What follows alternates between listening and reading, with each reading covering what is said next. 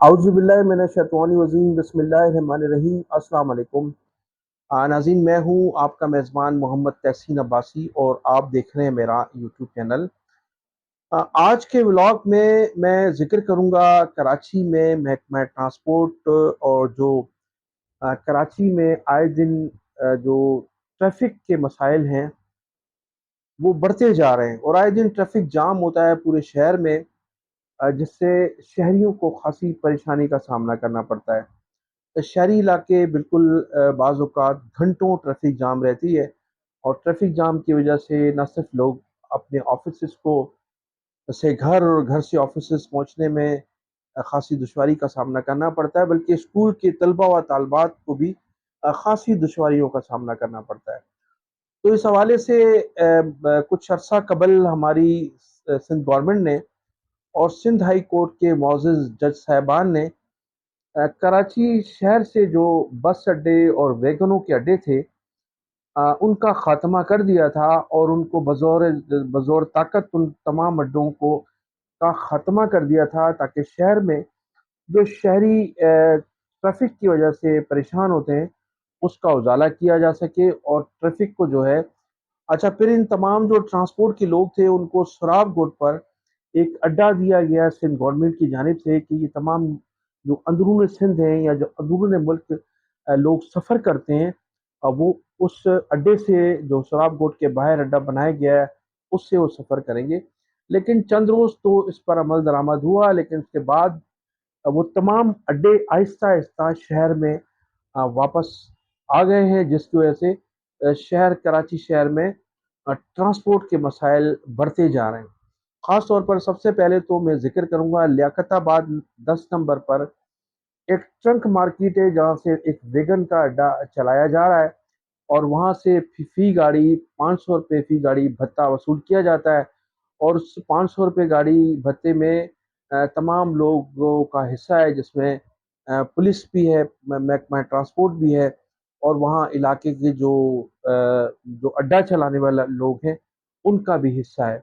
इस लियाकताबाद के अड्डे से पूरे शहर की ट्रैफ़िक जो है, वो अमूमन जाम रहती है और लोग जो है शदीद ज़हनी अज़ियत का शिकार है इस अड्डे की वजह से। इसके साथ-साथ फिर जो सबसे बड़ा मेन अड्डा है वो है बनारस कॉलोनी में।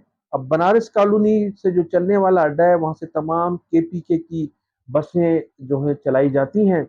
उस अड्डे के पसे पर्दा भी बहुत सी माफियाज़ हैं और वहाँ से रोज़ाना की बुनियाद पर सैकड़ों गाड़ियाँ निकलती हैं, जिस पर फ़ी गाड़ी पर भत्ता वसूल किया जाता है और कहा जाता है कि 1 लाख रुपया रोज़ाना महकमा ट्रांसपोर्ट और उसके साथ-साथ पुलिस को अलग भत्ता वहाँ से मिलता है, जिसकी वजह से वो महकमा ट्रांसपोर्ट ने आँखें बंद की हुई हैं, पुलिस ने अपनी आँखें बंद की हुई हैं और वो अड्डा जो बनारस का अड्डा मशहूर अड्डा है, वहाँ से चलता है।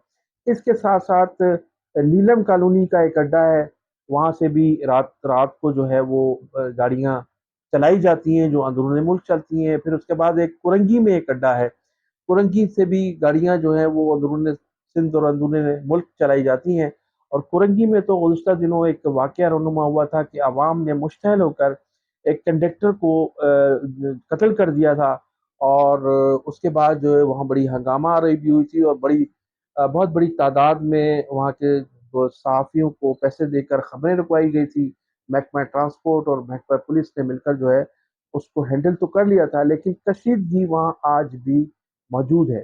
फिर नाज़िमाबाद, फिर लियाकताबाद और उसके अलावा मुतअद्दिद कराची, फिर सदर का इलाका, सदर में अभी तक अड्डा चल रहा है। सदर से जो है मुल्क के मुख्तलिफ इलाकों में गाड़ियाँ जाती हैं और फिर सबसे बड़ा जो एक फेल्योर है वो ये है कि वैगनें जो हैं वो सदर से हैदराबाद, सादकाबाद, रहीम यार खान और मुल्क के मुख्तलिफ इलाकों नवाबशाह इस इलाकों में चलाई जा रही हैं। अब वो वहाँ किस तरह से चलाई जाती हैं कि वहाँ बाकायदा उन वैगनों को शटल के नाम पर कि शटल सर्विस है, शटल सर्विस के नाम पर उनको स्टिकर दिए गए हैं कि ये शटल सर्विस है, लेकिन वो शटल सर्विस नहीं है।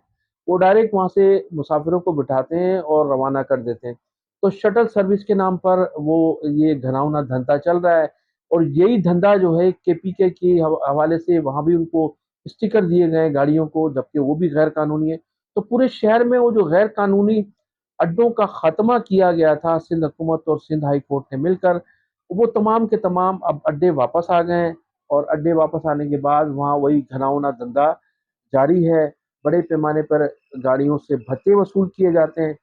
अच्छा, फिर उन भत्तों का असर मुसाफिरों पे पड़ता है। जिस गाड़ी, ज़ाहिर है जो गाड़ी चलाने चलाने के लिए अपने भत्ता देगा, तो उस भत्ते का जो वसूली है वो मुसाफिरों से की जाती है। तो ये भत्ते जो हैं, कुछ गुंडागर्दी के भत्ते हैं, कुछ पुलिस के भत्ते हैं, कुछ महकमा ट्रांसपोर्ट के भत्ते हैं।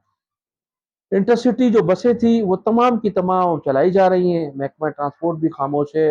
शर्जील इनाम मेमन जो हैं वो बार बार दावे करते हैं कि हमने कराची से अंदरून सिटी जो है वो तमाम अड्डे बंद कर दिए हैं, तमाम अड्डों का खात्मा कर दिया है, शहर में ट्रैफिक बहाल हो गया है, शहर में ट्रैफिक के कोई मसाइल नहीं रही हैं। लेकिन अगर आप देखें तो ट्रैफिक के मसाइल जो हैं जो कि तो मौजूद हैं, बल्कि उनमें इजाफा हुआ है।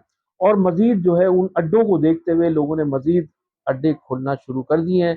तो हमारी इंतजामिया से, सिंध हाई कोर्ट से ये रिक्वेस्ट है कि जो माफियाज जो इस वक्त DIG ऑफिस में मौजूद हैं, बाज़ अफसरान जिनकी मुकम्मल इन तमाम अड्डों को सरपरस्ती हासिल है, इसके साथ साथ इलाकों के SHOs जो हैं उनको इन अड्डों की सरपरस्ती हासिल है, फिर हमारा जो RTA हैं उनकी उनकी भरपूर सपोर्ट हासिल है। तो तमाम लोग जो हैं वो तमाम गैर कानूनी काम महकमा ट्रांसपोर्ट में हो रहा है, जिसके लिए सिंध हाई कोर्ट ने ऑर्डर जारी किए थे, लेकिन उन पर बिल्कुल अमल दरामद नहीं हो रहा है। तो इसके हवाले से जिन जो शख्सियात मुलव्वस हैं उनके चंद नाम मेरे पास मौजूद हैं, लेकिन मैं इंशाल्लाह ताला आपको सेकंड ब्लॉक में उन तमाम लोगों की, अफसरों की, मेमन साहब की या जो भी हैं, उनकी आपको तफसील बताऊंगा कि कौन कौन इसमें मुलव्वस है और इस महकमे को किन लोगों के हाथों से चलाया जा रहा है। एक तो ये मसला था। दूसरा नाज़रीन, महकमा ट्रांसपोर्ट की तकरीबन 200 अरब रुपए की पूरे सिंध में प्रॉपर्टीज़ हैं, क्योंकि महकमा ट्रांसपोर्ट जो था सिंध का एक बहुत बड़ा महकमा था। और इस महकमे के हवाले से एक तो हर शहर में बस अड्डे की प्रॉपर्टीज़ मौजूद हैं, फिर वहाँ शॉपिंग प्लाजाज मौजूद हैं, फिर बस अड्डों पर फ्लैट्स भी बनाए गए थे। इस तरह से हर शहर में सिंध में 200 अरब रुपए की प्रॉपर्टी महकमा ट्रांसपोर्ट की बताई जाती है।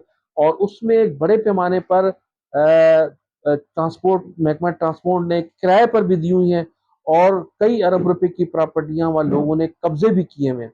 एक तो जो प्रॉपर्टीज किराए पर दी गई हैं उनका प्रॉपर किराया वसूल तो किया जाता है, लेकिन वो महकमे के खजाने में जमा नहीं कराया जाता, बल्कि वो हड़प कर लिया जाता है। एक तो मैं उनकी तमाम तफसीलात आपको बताऊंगा कि कहाँ कहाँ कितनी प्रॉपर्टी मौजूद है, किराया कितना वसूल किया जाता है और जमा कितना कराया जाता है। एक ये बहुत बड़ा इशू है। इस पर मैं आपको बताऊंगा कि किराया कितना आता है, कितना जमा कराया जाता है और कितना हड़प कर लिया जाता है।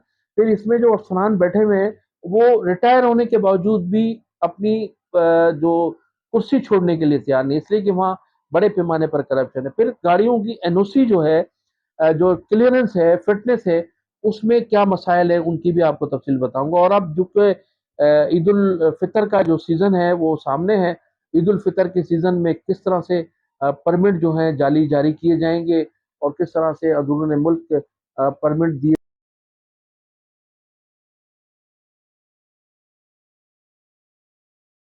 जाएंगे। बाहर जाने के लोग, जब जो लोग अब कराची से अपने घरों को ईद मनाने जाएंगे तो वहाँ कितने पैमाने पर घपले हैं, इन तमाम घपलों की मैं तफसील आपको बताऊंगा। और फिर सबसे बड़ा जो अफसोसनाक अमल ये है कि एक शख्स जो RTA में बैठा हुआ है, सेक्रेटरी है वो गुज़श्ता 15 सालों से तैनात है इस महकमे में, और 15 सालों से उसका ट्रांसफ़र नहीं किया गया है। वजह ये कि उसका मैं आपको बताऊंगा कि कौन शख्स है। और बिलावल हाउस में उसका भाई बताते हैं कि बावर्ची है, जिसकी वजह से वो अभी तक तैनात है। तो इन तमाम इसकी तफसीलात मैं आपको बताऊंगा, लेकिन फ़िलहाल मैंने आपको निशानदेही की है कि शहर में किस किस जगह पर अड्डे मौजूद हैं, गैर कानूनी अड्डे जो चलाए जा रहे हैं, बस अड्डे, वैगन अड्डे, गाड़ियों के अड्डे। तो ये तमाम जो है इसकी तफसील मैंने आपको कुछ बताई है, कुछ रह गई हैं जो आपको सेकंड व्लॉग में बताऊंगा।